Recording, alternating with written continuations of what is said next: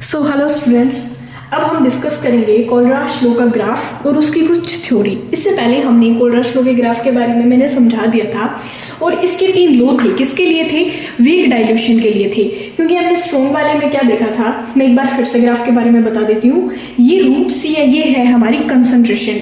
जैसे हम यहाँ बढ़ रहे हैं इस पॉइंट से, जैसे जैसे हम आगे की ओर बढ़ रहे हैं, हमारा ग्राफ इस तरफ राइट हैंड डायरेक्शन में बढ़ेगा, वैसे वैसे हमारी कंसंट्रेशन क्या होगी? बढ़ेगी। और जैसे जैसे लेफ्ट हैंड साइड बढ़ेंगे, तो इस साइड हमारी डाइल्यूशन बढ़ेगी, इस साइड हमारी डाइल्यूशन बढ़ेगी। डाइल्यूशन यानी जहाँ पे जो हमारा सॉल्यूशन होगा, इलेक्ट्रोलाइटिक सॉल्यूशन, वहाँ पे हमारा लेस कंसंट्रेटेड होगा, डाइल्यूट होगा, यानी उसमें वाटर ऐड किया गया होगा। और जो एक ये पॉइंट है ओरिजिन वाला, जीरो वाला, यहाँ पे जो हमारी डाइल्यूशन होगी वो मोर होगी, इनफाइनाइट डाइल्यूशन होगी। क्या होगी? Infinite dilution. यानी ये जो मोलार कंडक्टेंस के और कंसंट्रेशन के बीच में हमने ग्राफ प्लॉट किया है, तो हम इनफाइनाइट डाइल्यूशन को कुछ इस तरीके से लिखेंगे। जब हमने स्ट्रॉन्ग के लिए देखा, स्ट्रॉन्ग जैसे KCl, HCl, ठीक है, जो पूरी तरीके से डिसोसिएट हो सकते हैं और अच्छे से कंडक्टेंस कर सकते हैं, अच्छे से हमारे सॉल्यूशन में फ्लो कर सकते हैं, ठीक है जी। तो जब हमने स्ट्रॉन्ग के लिए देखा, तो स्ट्रॉन्ग का हमने क्या देखा कि हमारा ग्राफ कुछ इस तरीके से बढ़ रहा है। समझ पा रहे हो? हमारा ग्राफ कुछ इस तरीके से आगे बढ़ रहा है। अब ये ग्राफ आगे बढ़ के इस पॉइंट को टच करता है, यानी ये ओरिजिन वाली लाइन को टच कर रहा है, यानी जो स्ट्रॉन्ग डाइल्यूशन होगा, जो स्ट्रॉन्ग इलेक्ट्रोलाइट है, ये इनफाइनाइट तक डाइल्यूट करेगा, ठीक है। मान लो हमने एक इलेक्ट्रोलाइटिक सॉल्यूशन लिया और उसमें जो आयंस है वो अच्छे से फ्लो करे, उसमें कंडक्टेंस क्या हो? अच्छी हो, तो हम क्या करेंगे? वाटर ऐड करेंगे। इतना मान तो कि वाटर ऐड करेंगे। हमने इनफाइनाइट वाटर ऐड किया तो उसकी जो डाइल्यूशन था वो एकदम पीक पे आ गया, ठीक है, और वो बहुत अच्छे से कंडक्ट कर पा रहा था। लेकिन जब हम बात करते हैं वीक के लिए, वीक अच्छे से कंडक्टेंस क्यों नहीं दिखा पाता? रीजन ये है क्योंकि अच्छे तरीके से डिसोसिएट नहीं होता, कंप्लीटली डिसोसिएट नहीं होता। इसके डिसोसिएट होने की ये फॉर्म है CH3 COO negative plus H positive. ये कुछ इस तरीके से डिसोसिएट होता है। तो अब इतना बड़ा ग्रुप है, ये कंप्लीटली डिसोसिएट नहीं है, और इतना बड़ा ग्रुप है तो वाटर में कैसे इजीली फ्लो करेगी? यानी जो हमारा सॉल्यूशन है उसमें इजीली फ्लो नहीं कर पाएगा। तो कंडक्टेंस कम होगी। अब जब वीक के लिए बात करेंगे तो जैसे जैसे हम इस साइड बढ़ रहे हैं, डाइल्यूशन बढ़ रही है और कंसंट्रेशन कम हो रही है। अब ये इस पॉइंट पे टच ना करके ऐसे ऊपर की ओर जा रहा है, यानी इस ग्राफ को कितना ही बढ़ा दो, इस ग्राफ को, वीक इलेक्ट्रोलाइट के ग्राफ को और हमारी इस पॉइंट को, डाइल्यूशन वाले पॉइंट को कितना भी बढ़ा दो, ये कभी आपस में मीट नहीं करेंगे। They are never intersect each other, ठीक है। क्यों नहीं करेंगे? क्योंकि ये जो वीक इलेक्ट्रोलाइट है, ये डाइल्यूशन के बारे में अच्छे से बता नहीं पा रहा। क्या नहीं बता पा रहा? ये नहीं बता पा रहा कि स्ट्रॉन्ग कैसा था कि इनफाइनाइट डाइल्यूशन पे अच्छी कंडक्टेंस दिखाएगा। लेकिन ये जो वीक है ये समझा नहीं पा रहा है कि इसका जो डाइल्यूशन का पॉइंट है वो क्या है, ये समझा नहीं पा रहा है। इसको समझाने के लिए हमारा कोलराश लॉ आया। सबसे पहले हम ये पढ़ लेते हैं कि एक्सपेरिमेंटली, और ये एक्सपेरिमेंटली किया गया था, एक्सपेरिमेंटली इस ग्राफ के थ्रू समझाया। Experimentally it is not possible to determine the equivalent और molar conductivity value for a weak electrolyte, जो आप खुद देख सकते हो लिखा हुआ है और यहाँ पे समझ भी लिया। Because although the ionization is seen but number of ions per unit volume is low that conductivity can not measured accurately, ठीक है। उसके बाद कोलराश लॉ के हमारे कोलराश ने 3 रूल दिए थे। पहला रूल ये है, ये जो डायलम है ना, ये है हमारी मोलार कंडक्टिविटी। तो the molar conductivity of an electrolyte at infinite dilution is the sum of the ionic conductivities cation and anion, each multiplies with number of ions present unit of electrolyte। ये तो है English की बात। अब हम इसको समझे कैसे? समझने के लिए मैं ऊपर वाला रफ कर दे रही हूँ। इसको हम कैसे समझेंगे? मैंने क्या बताया था? मैंने फर्स्ट रूल के बारे में बताया था। ये क्या है? Weak electrolyte. कोलराश लॉ आया ही क्यों है? वीक को समझाने के लिए। ये डिसोसिएट किस तरीके से होगा, और इसमें जो एरो लगेगा वीक में, ऐसा एरो लगता है रिवर्सिबल, ठीक है। ये डिसोसिएट कैसे होगा? CH3 C नेगेटिव और H पॉजिटिव, ठीक है, कुछ इस तरीके से डिसोसिएट होगा। अब हमें कोलराश लॉ के अकॉर्डिंग क्या था, इसको पहले तो कोलराश लॉ के अकॉर्डिंग लिखो। कैसे लिखेंगे? That infinite dilution of CH3 C negative ion plus infinite dilution of H plus एक मोलार कंडक्टेंस, ठीक है। और इसको भी हम कुछ इस तरीके से लिखेंगे।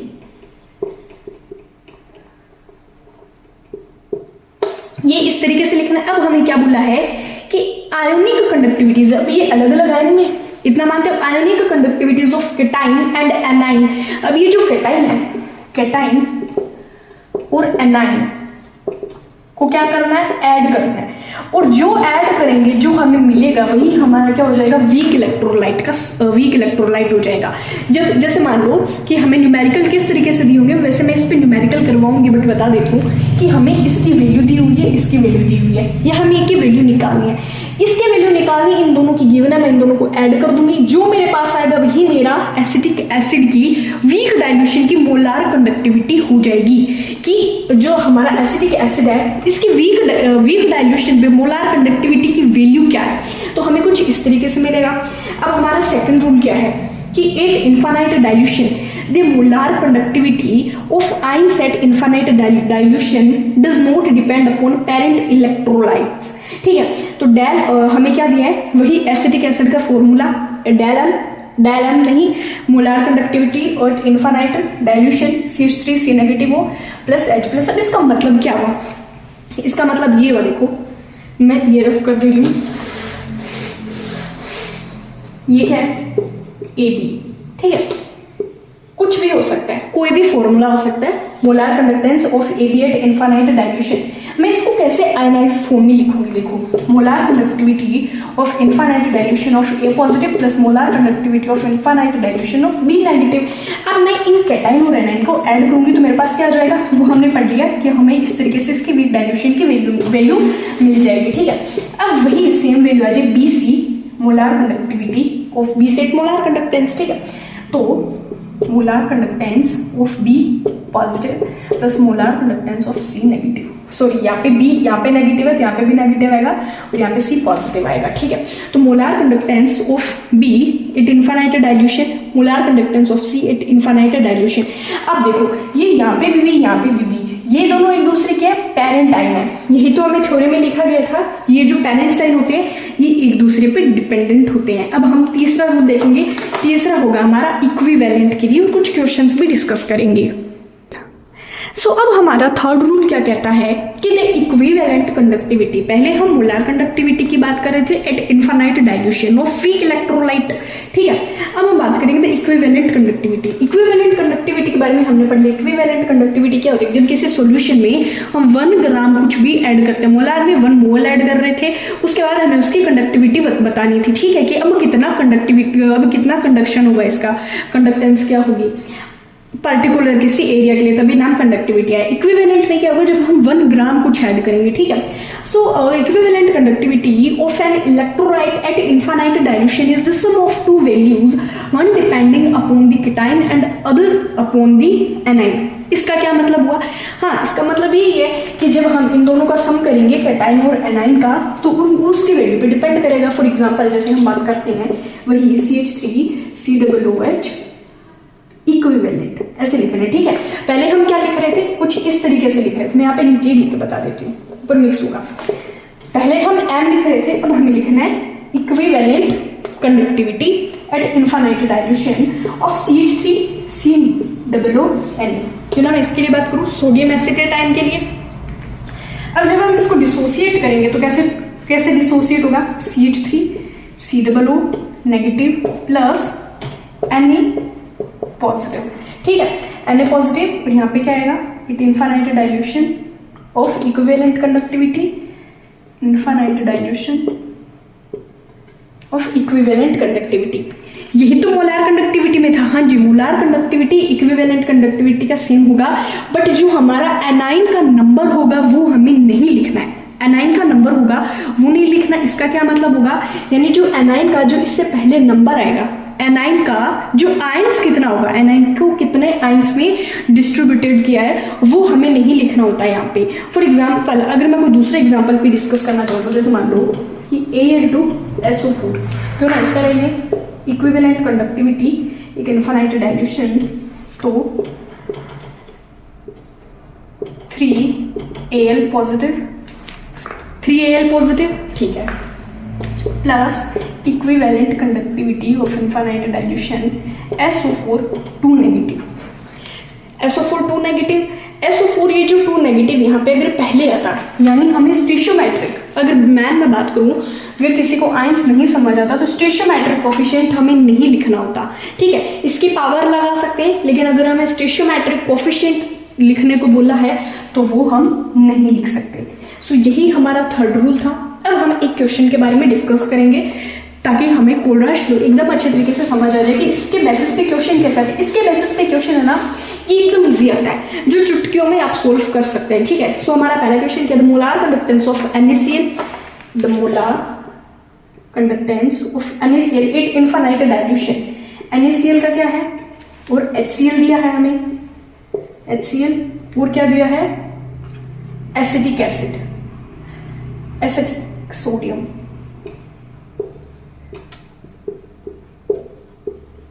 हाँ जी, क्या क्या वैल्यू दी है हमें इसकी, जो दी है 126.45, 426.16, 91। तो क्यों ना पहले हम इसको डिसोसिएट करें, उसके बाद इसकी वैल्यू लिखें। कुछ इस तरीके से डिसोसिएट होगी, N positive plus Cl negative. अगर हमें यहाँ पे इक्विवेलेंट कंडक्टिविटी दी होगी तो होती, तो हम इसका आयंस नहीं लिखते। इस बात का ध्यान रखना, यहाँ पे बच्चे गलती कराते हैं।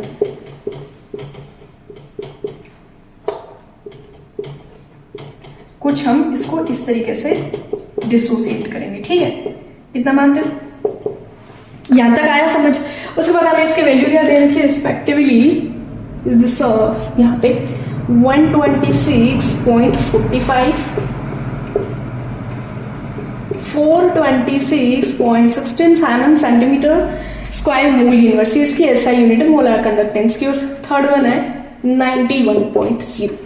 यहाँ तक समझ आया। अब हमें निकालना क्या, देखिए कि the molar conductance of CH3COO यानी एसिटिक एसिटेट इनफाइनाइट डाइल्यूशन, इसकी क्या होगी, देख लो, CH3COOH एट इनफाइनाइट डाइल्यूशन। पहले तो ये इस तरीके से टूटेगा, फिर कुछ ही इस तरीके से टूटेगा, H पॉजिटिव, इसकी वैल्यू हमें निकालनी। अब आप मेरे को एक बात बताओ, हमें CH3 नेगेटिव ये सेम मिल गया, H पॉजिटिव हमें ये मिल गया, लेकिन अब हम इसकी वैल्यू कैसे निकालें। हम क्या करेंगे, ये इक्वेशन फर्स्ट, सेकंड, थर्ड और फोर्थ, इतना मानते हो, क्यों ना मैं इक्वेशन सेकंड और थर्ड को ऐड कर दूं, इक्वेशन 2 प्लस थर्ड -1 कर दूं, हमें हमारी फोर्थ इक्वेशन मिल जाएगी। ये कैसे किया, सेकंड इक्वेशन में H पॉजिटिव है, थर्ड इक्वेशन में CH3COO नेगेटिव एसिटेट आयन है, ये लीजिए एसिटेट आयन है। फर्स्ट में कुछ भी नहीं है, फर्स्ट में 1 सेकेंड हमें यहाँ पे दिया है, हाँ फर्स्ट में हमारा कुछ भी नहीं है, तो फर्स्ट में हम माइनस कर देंगे, इन दो को प्लस कर देंगे और पहले वाले को माइनस कर देंगे। कर सकते हैं तो कर देते हैं, क्या करेंगे, इक्वेशन सेकेंड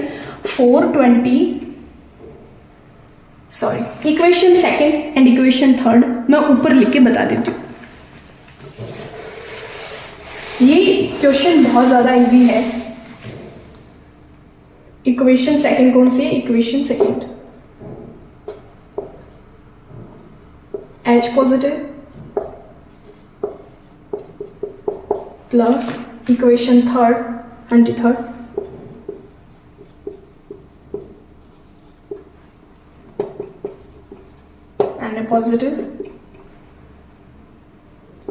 Na पॉजिटिव -1, तो 1 को कैसे लिखेंगे, Na पॉजिटिव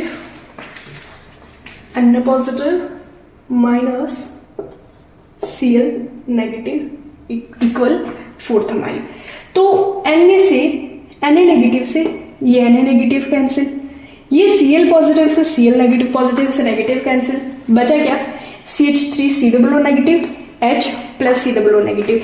अब आप इनकी एग्जैक्ट वैल्यू भी लिखते जाओ। इसकी वैल्यू क्या है, 426.16 प्लस 91.0 माइनस 126.45। इसको सॉल्व करोगे तो आपके पास आएगा 390.4 साइमन सेंटीमीटर स्क्वायर मूल इनवर्स। लीजिए ये हो गया हमारा न्यूमेरिकल सोल्व। एक क्वेश्चन और डिस्कस करेंगे, उसके बाद हम आएंगे हमारे इलेक्ट्रोकेमिकल शेल पे।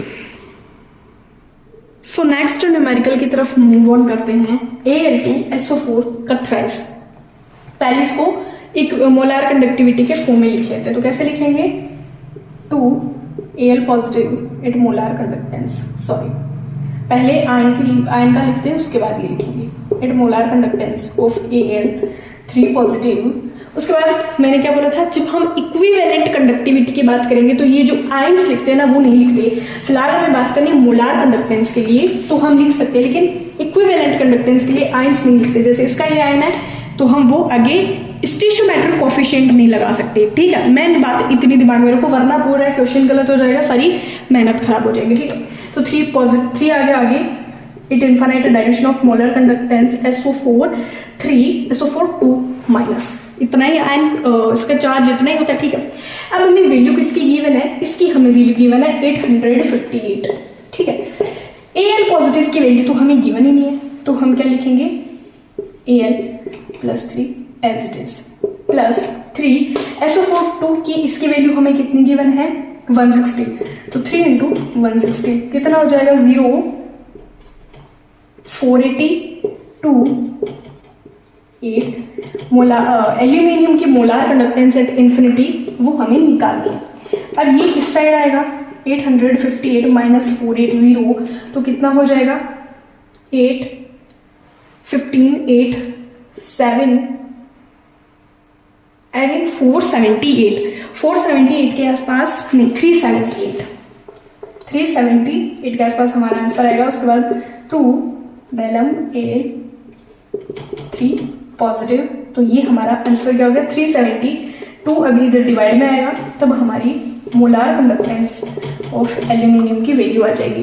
तो तब इसका आंसर क्या आ जाएगा, जब हम इसको डिवाइड करेंगे 189 point something 7 centimetre square mole inverse. So ये इस तरीके से लल्लो से क्वेश्चन है, इस तरीके से हमें सॉल्व करने हैं। सो नेक्स्ट में हम डिस्कस करेंगे एप्लीकेशन ऑफ कोलराश लॉ, इसकी कुछ 2-3 एप्लीकेशंस है। उसके बाद हम डिस्कस करेंगे हमारा सेकंड पार्ट, हमारे चैप्टर का सेकंड पार्ट कौन सा, electrochemical shade. So thank you so much.